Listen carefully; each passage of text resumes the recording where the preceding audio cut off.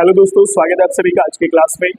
आज इस वीडियो में हम भारत के मध्यकालीन इतिहास को पढ़ने वाले हैं और भारत का इतिहास जो शुरू होता है वो होता है सबसे पहले मुस्लिम आक्रमण से।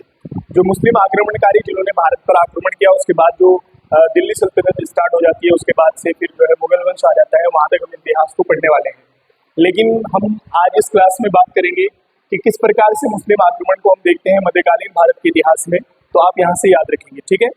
सबसे पहले आप ये याद रखना कि मुस्लिम आक्रमण को हम दो हिस्सों में बांटते हैं। कितने में? दो हिस्सों में बांटते हैं, जिसको आपने याद रखना है, ठीक है। अगर हम पहले हिस्से की बात करें तो पहले हिस्से में हम रखते हैं अरब आक्रमण को। किसको रखते हैं? अरब आक्रमण, यानी कि अरब आक्रमणकारी, ठीक है, या अरब आक्रमण, केवल इसको आप यहां से याद रखेंगे, ठीक है। यानी कि पहले हिस्से में हमने बात की अरब आक्रमण की या अरबों के आक्रमण की, यानी कि भारत में अरबों ने आक्रमण किया, ठीक है। दूसरे हिस्से में हम मुस्लिम आक्रमण पढ़ते हैं तुर्क आक्रमण की। किसकी? तुर्क आक्रमण, ठीक है, जहां से हमें मेन कैरेक्टर मिलता है महमूद गजनवी का, जिसने भारत पर 17 बार आक्रमण किया। तो वो यहीं से जो है तुर्क आक्रमण से आता है। तो अरब आक्रमण की बात करें तो हम 712 ईस्वी से पढ़ते हैं कि मोहम्मद बिन कासिम ने जो है भारत पर आक्रमण किया और एक हिस्से पर जो है क्या है, सिंध के एक प्रांत पर अधिकार कर लिया, सिंध पर अधिकार कर लिया। और उसके बाद जो है बहुत सारी कब्जे किए, यहाँ पर जो है जजिया कर वगैरह लगाया। ये सब पेपर में आने वाली चीजें हैं इससे। लेकिन आप अगर हम अरब आक्रमण की बात करते हैं तो ऐसा नहीं है कि केवल 712 में ही आक्रमण हुआ है। अरब आक्रमण को भी आप दो हिस्सों में पढ़ेंगे, ठीक है। सबसे पहले आप यहां से याद रखेंगे 711 में, ठीक है। 711 ईस्वी की बात करें तो किसके नेतृत्व में पहला अरब आक्रमण हुआ था? तो आप यहां से याद रखेंगे, एक व्यक्ति हैं उबैदुल। कौन है? उबैदुल के नेतृत्व में, ठीक है, ये आप यहां से याद रखेंगे, उबैदुल के नेतृत्व में, ठीक है। 712 ईस्वी में पहला अरब आक्रमण उबैदुल के नेतृत्व में होता है, जो कि एक असफल आक्रमण था। यानी कि इसमें जो है इनको कोई भी सफलता नहीं मिली थी। ये एक आक्रमण एक असफल आक्रमण था, ठीक है। उसके बाद अगर हम बात करें दूसरा आक्रमण 711 ईस्वी में ही होता है, ठीक है। और ये जो है बुदेल के नेतृत्व में हुआ था। किसके? बुदेल के नेतृत्व में।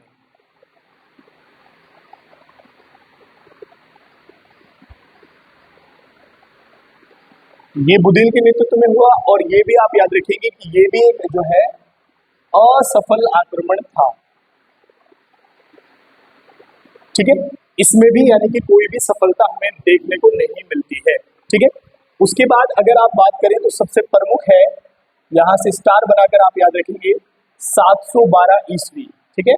यहीं से शुरू होता है अरबों का पहला आक्रमण 712 ईस्वी में, जो कि पहला सफल आक्रमण था। वो आपसे पूछता है और यही आपके सिलेबस में भी दिया हुआ है, यही से प्रश्न पेपर में बनते हैं। तो ठीक है, यहाँ से ध्यान रखेंगे पहला सफल आक्रमण अगर 712 ईस्वी में बात करें तो आप यहां से याद रखेंगे व्यक्ति हैं मोहम्मद बिन कासिम। कौन है? मोहम्मद बिन कासिम, ठीक है। यही वो व्यक्ति है जिसके नेतृत्व में जो है भारत पर अरबों का पहला सफल आक्रमण होता है, ठीक है। अब अगर हम बात करें इसने क्या किया तो यहां से आप याद रखेंगे, इसने जो है सिंध के राजा दाहिर को परास्त किया। दाहिर को परास्त किया, ठीक है, ये आप यहां से याद रखें। सिंध के राजा दाहिर को परास्त किया और इस युद्ध को एक नाम दिया जाता है रावर का युद्ध। ये आप थोड़ा सा यहां से ध्यान रखेंगे, किताबों में नहीं मिलता है, बस केवल याद रखना है, रावर का युद्ध। इस युद्ध को रावर के युद्ध के नाम से जाना जाता है। इन्होंने सिंध के राजा दाहिर को क्या कर लिया था? परास्त कर दिया था, ठीक है, 712 ईस्वी में मोहम्मद बिन कासिम ने, ठीक है। उसके बाद यहां से आप याद रखेंगे, इसके बाद अगर हम बात करें तो इसने 713 ईस्वी में, ठीक है, 713 ईस्वी में इसने मुल्तान पर अधिकार कर लिया। यानी कि मुल्तान को भी इसके द्वारा जो है जीत लिया गया। दो ऐसे प्रांत थे जिन पर इसने जो है क्या कर लिया था, अधिकार कर लिया था मोहम्मद बिन कासिम ने। उसके बाद सबसे महत्वपूर्ण बात जो आपने याद रखनी है मोहम्मद बिन कासिम की, वो ये है जो भारत के इतिहास में आगे भी जो है दिल्ली सल्तनत और मुगल काल में भी पूछी जाती है, वो आप ध्यान रखेंगे। इसने सर्वप्रथम जो है जजिया कर लगाया था। इसने सर्वप्रथम जजिया कर, ये आप याद रखेंगे, जजिया कर को लगाया। ठीक है, यहां से आप ये ध्यान रखेंगे। सर्वप्रथम जजिया कर को लगाने वाला शासक कौन था, तो आप यहां से याद रखेंगे ये मोहम्मद बिन कासिम था। ठीक है, और अगले आगे इतिहास में हम फिरोज शाह तुगलक को और अकबर को और जो है औरंगजेब को भी इससे रिलेट करेंगे जजिया कर से। ठीक है ना। अब आप यहाँ से ध्यान रखेंगे कि जजिया कर एक किस प्रकार का कर था, ये किससे लिया जाता था, तो आप यहाँ से याद रखना ये जो है नॉन मुस्लिम्स जो होते थे उनसे लिया जाता था, यानी कि जो मुस्लिम नहीं थे उनसे एक प्रकार का सुरक्षा के तौर पर एक कर लिया जाता था जिसको बोलते थे जजिया कर। ठीक है ना। लेकिन मोहम्मद बिन कासिम ने जिस जजिया कर को लगाया, इसने कुछ लोगों को उससे मुक्त भी रखा। अगर हम बात करें किस किस को मुक्त रखा, तो 5 श्रेणियां ऐसी थी जिनको इसने इससे मुक्त रखा था। सबसे नंबर 1 पर इसने बच्चों से ये कर नहीं लिया। ठीक है ना, बच्चों को मुक्त रखा। दूसरे नंबर पर आप यहाँ से याद रखेंगे बूढ़ों को इसने, जो बुजुर्ग थे उनको भी इस कर से मुक्त रखा। तीसरे नंबर पर अगर हम बात करें महिलाओं को, ठीक है, महिलाओं को इस कर से मुक्त रखा इसने। उसके बाद यहां पर आप याद रखेंगे विकलांगों को, ठीक है, इसने विकलांगों को भी इससे क्या है मुक्त रखा। और लास्ट में सबसे महत्वपूर्ण है ब्राह्मणों को। ठीक है, ये आप यहां से ध्यान रखेंगे। तो ब्राह्मणों को भी इसने इस कर से मुक्त रखा। तो ये 5 ऐसी श्रेणियां थी जिनको जजिया कर से मुक्त रखा गया था। लेकिन आने वाले इतिहास में जब आप फिरोज शाह तुगलक को देखते हैं तो फिरोज शाह तुगलक के द्वारा ब्राह्मणों पर भी जजिया कर लगा दिया गया था। लेकिन जजिया कर को शुरू करने वाले जो है सबसे पहले कौन थे, तो मोहम्मद बिन कासिम थे। ये आप यहाँ से याद रखेंगे। ठीक है ना। और इसी के द्वारा भारत में क्या लगाया गया था, जजिया कर लगाया गया था। ठीक है। उसके बाद अगर हम बात करें भारत पर अरब आक्रमण का मुख्य उद्देश्य क्या था, तो आप याद रखेंगे धन को लूटना और इस्लाम का प्रचार प्रसार करना। ये जो है क्या था, यहाँ से आप याद रखेंगे इनका उद्देश्य था भारत पर आक्रमण करने का। ठीक है। अब देखो ध्यान से, अब बात करते हैं हम तुर्क आक्रमण की। किसकी बात करेंगे, अब हम तुर्क आक्रमण की बात करेंगे। ठीक है। तो तुर्क आक्रमण से आप एक बात याद रखेंगे कि तुर्क जो है वो एक बर्बर जाति थी। ठीक है, कैसी, एक बर्बर जाति। हमने अरबों के आक्रमण पढ़े, अब हम बात कर रहे हैं किसकी,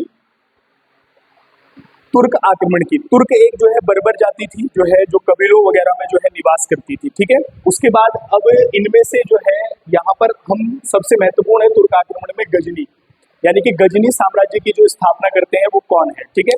तो इनके शासकों की अगर बात की जाए तुर्क आक्रमणों की, तो आप यहाँ से एक व्यक्ति हैं जिनको आपने याद रखना है, नाम है अल्पतगीन।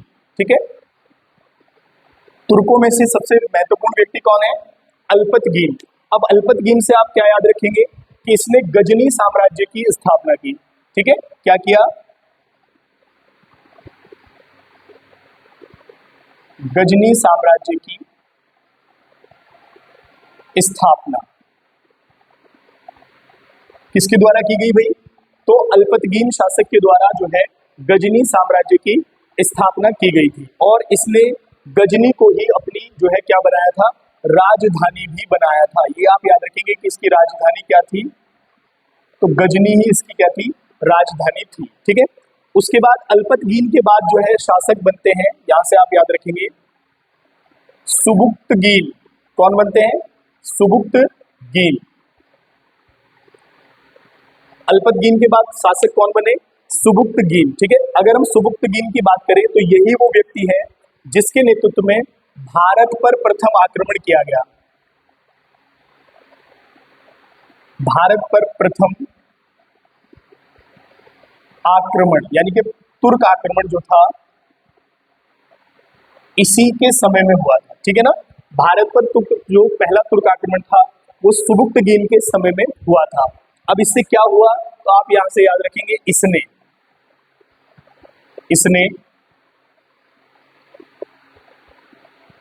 पंजाब के राजा जयपाल को परास्त किया था। किसको भाई? जयपाल को।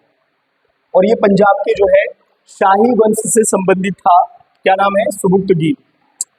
ये जयपाल शाही वंश से रिलेटेड था, जिसको सुबुक्तगीन के द्वारा जो है परास्त किया गया था जब आक्रमण किया उसने पहला, ठीक है ना, इसके नेतृत्व में।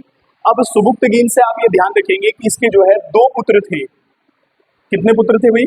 इसके 2 पुत्र थे। एक का नाम था इस्माइल। क्या था? इस्माइल।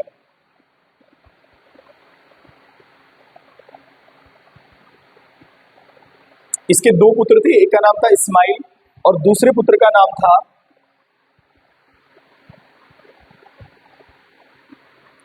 अब्दुल कासिम महमूद। नाम याद रखेंगे आप, अब्दुल कासिम महमूद, ठीक है ना, अब्दुल कासिम महमूद। अब ये जो अब्दुल कासिम महमूद है, इसको आप याद रखेंगे कि यही जो है महमूद गजनवी के नाम से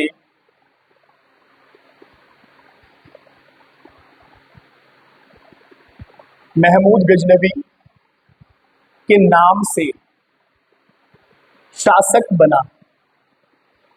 ठीक है, यहां से आप याद रखेंगे। यानी कि इसका जो पुत्र था अब्दुल कासिम महमूद, ये महमूद गजनवी के नाम से जो है वहां की सत्ता पर, यानी कि गजनी साम्राज्य की सत्ता पर विराजमान हुआ। और यही वो व्यक्ति है जिसने भारत पर लगभग 17 बार आक्रमण किया है, महमूद गजनवी के नाम से, जिसको भारतीय इतिहास में बुत शिकन और मूर्ति भंजक के नाम से भी जाना जाता है। तो आप इसको बहुत ध्यान के साथ पढ़ेंगे। तो अगला जो कैरेक्टर है हमारा वो अब्दुल कासिम महमूद यानी कि महमूद गजनवी है। महमूद गजनवी के द्वारा किए गए भारत पर आक्रमण और किस आक्रमण में इसने क्या क्या जो है प्राप्त किया और कैसे किया, उन सब के बारे में हम बात करेंगे और उसके बाद फिर मोहम्मद घोरी को पढ़ेंगे। तब तक के लिए धन्यवाद।